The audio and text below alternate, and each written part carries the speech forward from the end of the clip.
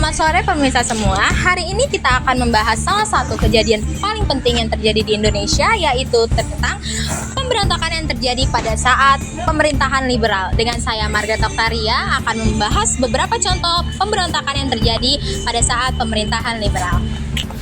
Oke, sebelum kita masuk ke contoh-contoh pemberontakan yang terjadi pada saat penjajahan atau pemerintahan liberal, kita ingin membahas dulu sedikit apa sih arti dari pemerintahan liberal. Jadi, pemerintahan liberal ini adalah serangkaian konflik bersenjata yang terjadi akibat ketidakstabilan politik, kekecewaan terhadap pemerintahan, serta perbedaan ideologi yang berkembang di Indonesia pada saat itu. Pemerintahan liberal ini tuh terjadi pada sekitar tahun 1950 sampai dengan 1959. Nah, sekarang kita mau tahu nih contoh-contoh pemberontakan pemerintahan di masa liberal itu ada apa aja sih? Yang pertama kita akan membahas mengenai pemberontakan PKI yang terjadi di Madiun pada tahun 1948.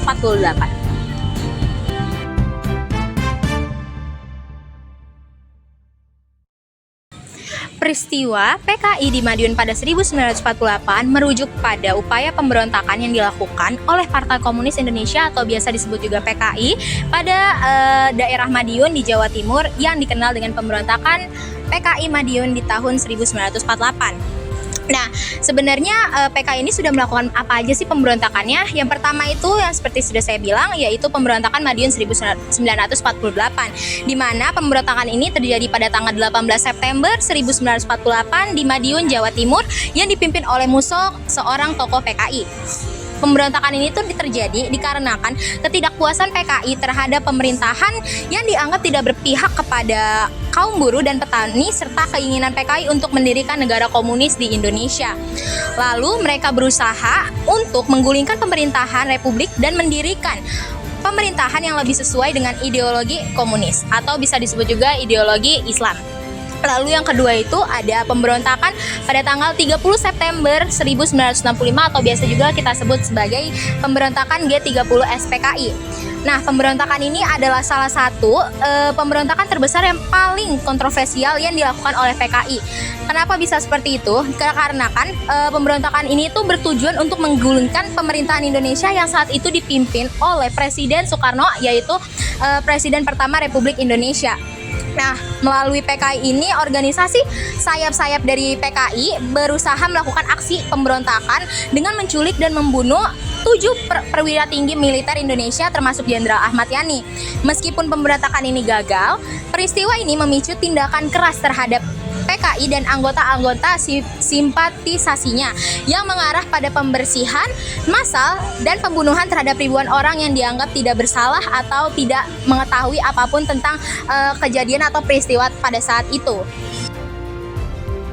Baik, selanjutnya kita akan membahas dengan lebih rinci mengenai pemberontakan yang terjadi di Madiun pada tahun 1948. Seperti yang sudah saya katakan sebelumnya, pemberontakan ini terjadi pada tanggal 18 September 1948 dengan tujuan Partai Komunis Indonesia ingin menggulingkan pemerintahan Republik Indonesia. Latar belakang terjadinya pemberontakan ini yang pertama adalah ketidakpuasan PKI.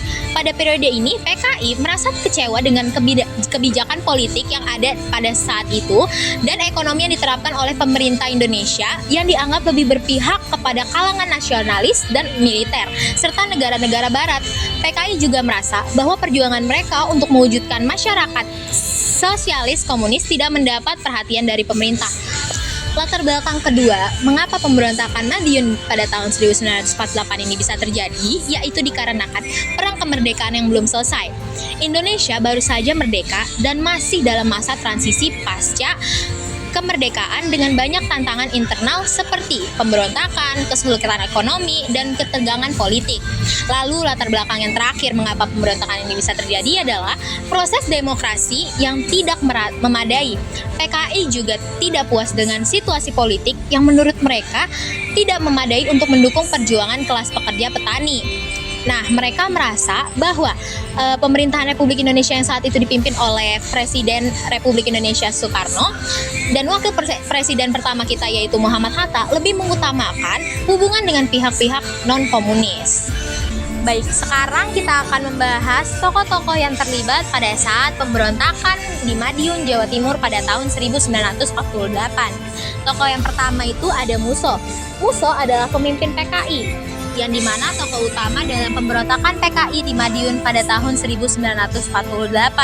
Ia adalah seorang pemimpin PKI yang terkenal dengan ideologi komunisnya dan memimpin pemberontakan dengan tujuan menggulingkan pemerintahan Republik Indonesia yang dipimpin oleh Soekarno-Hatta. Lalu, tokoh yang kedua ada Dipa Nusantara Adit. Meskipun pada 1948, Adit belum menjadi tokoh utama dalam PKI, ia kelak menjadi salah satu pemimpin paling berpengaruh dalam PKI, terutama dalam peristiwa G30 SPKI pada tahun 1956.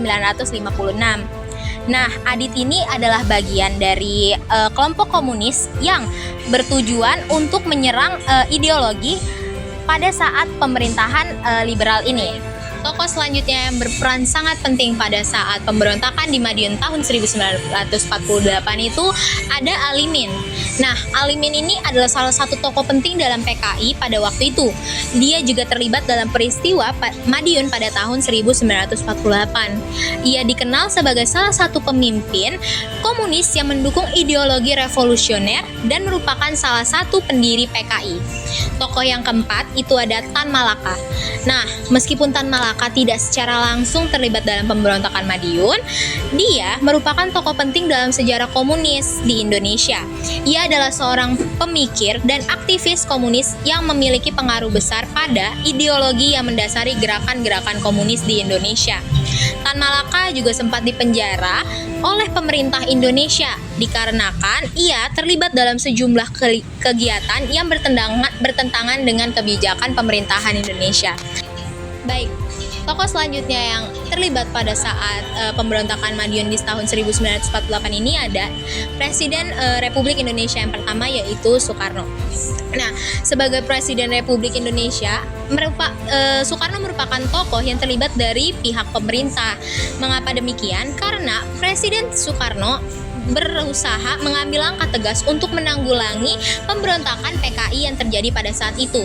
Soekarno dan pemerintahannya menggerakkan Tentara Nasional Indonesia atau bisa juga kita sebut sebagai TNI untuk menumpas pemberontakan yang mendukung gerakan dari Partai Komunis Indonesia pada saat itu.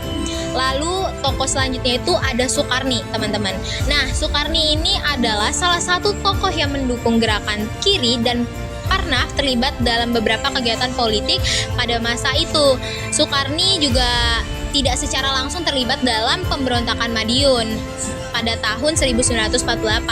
Namun ia adalah bagian dari kelompok yang mengkritik kebijakan pemerintah Republik Indonesia pada saat itu. Baik, lalu pihak terakhir yang terlibat pada saat pemberontakan Madiun di Jawa Timur pada tahun 1948 adalah pemerintah Indonesia. Mengapa demikian? Karena Muhammad Hatta atau Wakil Presiden Republik Indonesia pertama pada saat itu turut berperan dalam keputusan pemerintahan untuk menanggulangi pemberontakan yang terjadi pada saat itu. Lalu yang kedua juga ada Jenderal Sudirman dan Tentara Nasional Indonesia atau TNI yang juga sangat berperan dalam menumpas pemberontakan PKI di Madiun yang pada akhirnya mengakhiri upaya Musso dan kawan-kawan untuk merebut kekuasaannya. Baik, sekarang kita akan membahas dampak apa saja sih yang terjadi setelah pemberontakan di Madiun pada tahun 1948. Yang pertama yaitu penurunan pengaruh PKI. Pemberontakan Madiun 1948 ini berakhir dengan kegagalan bagi PKI yang menyebabkan partai ini harus kehilangan banyak dukungan dari masyarakat dan kalangan politik Indonesia. Sebelumnya PKI sempat mendapat tempat dalam pemerintahan dan memiliki pengaruh yang sangat besar pada rakyat, pekerja, petani, dan yang lain-lain. Namun pemberontakan ini menjadikan PKI terpinggirkan dalam politik Indonesia.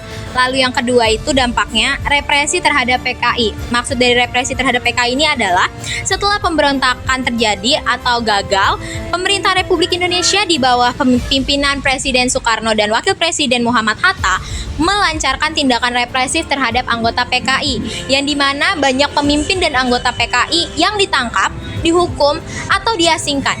Penindasan terhadap PKI ini menciptakan ketegangan politik di Indonesia dan menyebabkan terjadinya perpecahan dalam kalangan kekuatan politik di Indonesia. Dampak selanjutnya itu ada penguatan pemerintahan Indonesia. Pemberontakan PKI di Madiun pada tahun 1948 ini memberikan kesempatan bagi pemerintah Indonesia untuk memperkuat kekuasaannya dengan menanggulangi tantangan dari kelompok-kelompok ekstrem. Pemerintah semakin memperlihatkan sikap tegas dalam menanggapi perlawanan terhadap negara, baik dari kelompok kiri maupun kelompok kanan. Lalu dampak terakhir yang terjadi dari pemberontakan Madiun di Jawa Timur pada tahun 1948 ini adalah kehilangan kepercayaan dari rakyat. Mengapa demikian? Dikarenakan pemberontakan ini membuat banyak rakyat Indonesia yang sebelumnya mendukung atau simpatik terhadap PKI menjadi kehilangan kepercayaannya.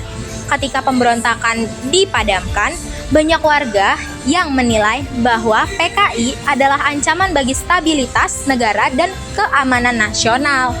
Kerusakan moral dan sosial yang ditimbulkan akibat perpecahan atau pemberontakan ini memperburuk citra PKI di mata masyarakat Indonesia pada saat itu, sehingga mereka sebagai kelompok yang bersifat destruktif terhadap tatanan negara yang baru sudah mulai pudar. Baik, sekarang kita sudah sampai pada saat akhir dari pemberontakan yang terjadi pada saat pemberontakan Madiun di tahun 1948. Akhir dari pemberontakan ini antara lain kekalahan PKI.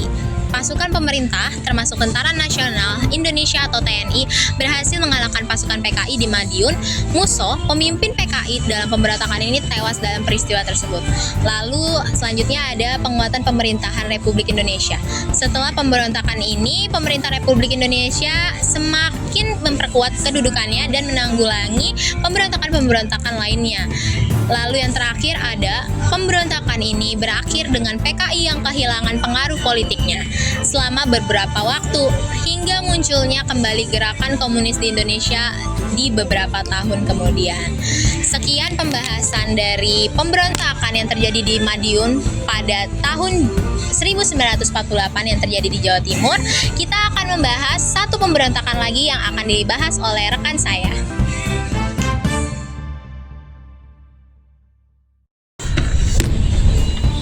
Baik pemirsa, selanjutnya saya akan membahas pemberontakan lain yang terjadi pada masa pemerintahan liberal. Sebelumnya, perkenalkan nama saya Vinariana selaku rekan Margaret Octaria, yang dimana saya akan mengupas lebih dalam mengenai pemberontakan DITII atau Darul Islam Tentara Islam Indonesia pada tahun 1949 sampai 1962.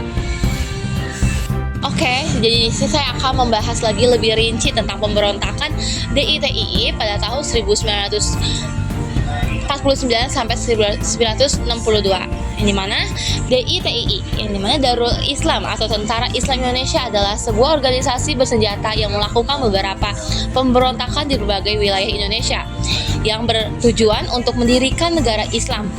Pemberontakan DITII ini terjadi setelah Indonesia merdeka dan berfokus pada perjuangan untuk menggantikan negara Republik Indonesia yang dianggap sekuler dengan negara yang berdasarkan syariat Islam.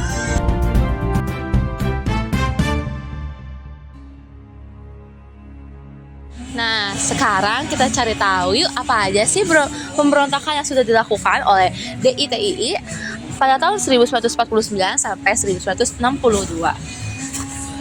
Yang pertama, di sini ada pemberontakan di Jawa Barat yang pada tahun 1949. Pemberontakan ini dimulai pada 7 Agustus 1949, yang dimana pemberontakan pertama di DITII terjadi di Jawa Barat dengan basis utama di Cirebon dan daerah sekitarnya. Nah, terus yang kedua ini ada pemberontakan di Aceh pada tahun 1953 sampai 1962, yang dimana pemberontakan ini berlangsung dari 1953 hingga 1962. Yang ketiga ada pemberontakan di Sulawesi Selatan yang pada tahun 1950 sampai 1951, yang dimana pemberontakan ini berlangsung dari 1950 hingga 1951 yang dipimpin oleh Andi Aziz, yang seorang tokoh yang bergabung dengan gerakan Darul Islam. Yang keempat, ada pemberontakan di Kalimantan Selatan yang pada tahun 1950. Yang dimana pemberontakan ini juga terjadi pada tahun 1950. Gerakan ini juga mendapat dukungan dari beberapa kelompok Islam setempat yang merasa tidak puas dengan pemerintahan Republik Indonesia yang dipimpin oleh Soekarno. Yang kelima, ada pemberontakan di Jawa Tengah dan Jawa Timur pada tahun 1950-an. Yang dimana pemberontakan ini berlangsung pada tahun 1950-an. Meskipun skala pemberontakan di wilayah ini tidak besar di Jawa Barat, namun konflik-konflik yang lainnya, konflik lokal ini tetap terjadi sebagian dari upaya DITII untuk meluaskan pengaruhnya. Nah, sekarang kita bahas tentang latar belakang pemberontakan DITII. Yang pertama, di sini ada kekecewaan terhadap pemerintah Indonesia.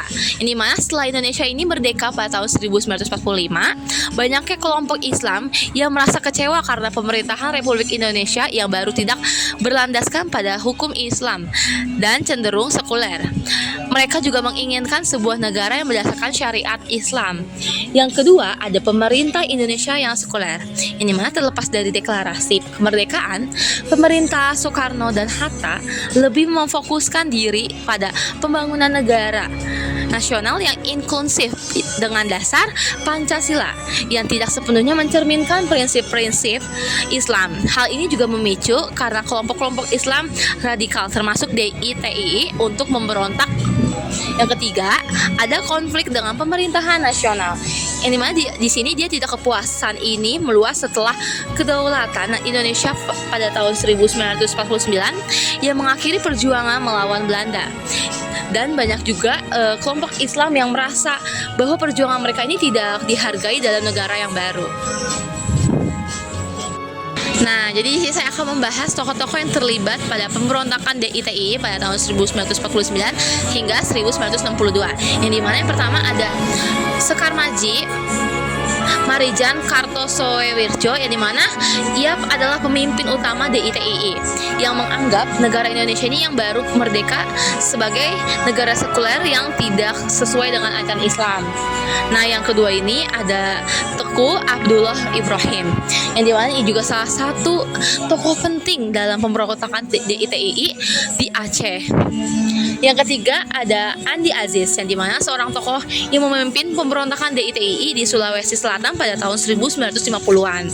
Nah, yang keempat ada Kahar Muzakar, yang dimana salah satu pemimpin pemberontakan DITII di Sulawesi Selatan. Kahar Muzakar ini menjadi salah satu tokoh yang memimpin perlawanan sampai akhir yang ditangkap dan terbunuh. Dan yang kelima ada Juanda Kartawijaya, yang dimana dia anggota termuka yang berperan dalam pemberontakan DITII yang ada di beberapa wilayah. Terus yang terakhir ada Sultan Daeng Raja, yang dimana juga dia tokoh pemberontakan DITII di Sulawesi.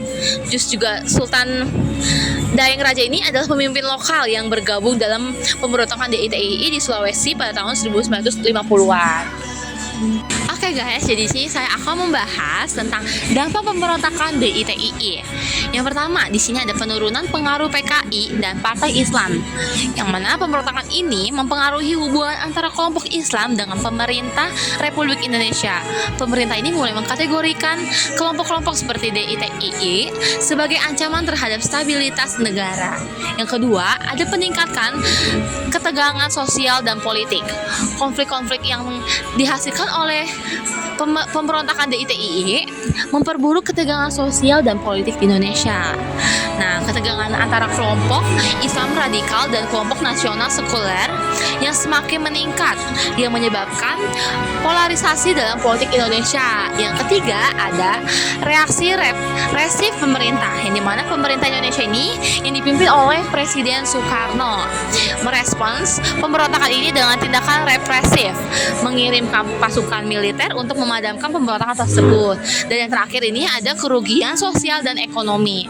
Nah, pemberontakan ini juga menyebabkan kerusakan sosial dan ekonomi di beberapa daerah yang terkena dampaknya seperti Aceh, Sulawesi Selatan, dan Jawa Barat.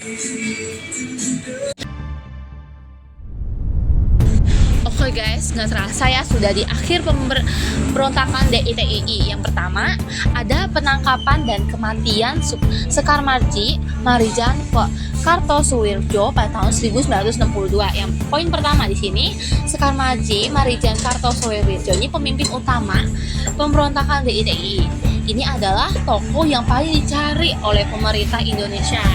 Terus poin keduanya, pada tahun 1962, setelah bertahun-tahun bersembunyi dan memimpin perlawanan, akhirnya Kartosuwirjo ini ditangkap oleh pasukan pemerintah Indonesia. Ia ditangkap di Jawa Barat dan dibawa ke Jakarta untuk diadili. Yang ketiga, poin kedua, setelah melalui proses hukum, Kartosuwirjo ini dijatuhi hukum mati dan dieksekusi pada 5 Juni 1962. Terus yang kedua, ada penumpasan pemberontakan DITI di Aceh dan Sulawesi Selatan. Poin pertama, setelah Kartosuwirjo ditangkap, perlawanan DITI di Aceh ini dan Sulawesi Selatan ini semakin melemah, guys. Di Aceh juga meskipun beberapa tokoh seperti Teguh Abdullah Ibrahim terus melakukan perlawanan ini juga mulai surut pada setelah 1960. Nah, poin kedua ini di Sulawesi Selatan juga pemberontakan yang dipimpin oleh Kahar Muzakar ini mengalami penurunan signifikan setelah pemerintah Indonesia ini memperkuat operasi militer. Terus abis itu pada tahun 1965 ini Kahar Muzakar ini akhirnya ditangkap dan dibunuh, guys. Terus abis itu dia mengakhiri pemberontakan DITI-nya di wilayah tersebut. Terus ada yang ketiga, ada penyelesaian konflik dengan pemberontakan sisa. Poin pertama, setelah penangkapan Kartosuwirjo dan Kahar Muzakar, sebagian besar juga pemberontakan DITI ini dihentikan, guys. Pemerintah Indonesia ini melancarkan operasi militer yang lebih terorganisir untuk menangani sisa-sisa pemberontakan yang masih bertahan di beberapa wilayah. Poin kedua, pada tahun 1910-an, pemerintah Indonesia ini berhasil mengendalikan kembali sebagian besar daerah yang sebelumnya dikuasai oleh pemberontakan DITI. Poin ketiganya, ada beberapa pemimpin lokal yang terlibat dalam pemberontakan ini juga ditangkap, dibunuh atau dia menyerah. Terus yang terakhir, ada yang keempat, ada pemberontakan gerakan DITI. Poin pertama, gerakan DITI secara resmi ini dianggap selesai pada akhir 1960-an. Sebagian besar wilayah ini juga sempat dikuasai oleh DITI, berhasil dikendalikan kembali oleh pemerintah Indonesia. Dan para pemimpin ini serta anggota DITI ini dihadapkan para tindakan hukum. Poin kedua, pada 1962, setelah dieksekusi, Kartosuwirjo tidak lagi memiliki pengaruh, dan meskipun sisa-sisa pemberontakan yang terus berlanjut di beberapa daerah, gerakan ini juga tidak lagi memiliki kekuatan yang signifikan.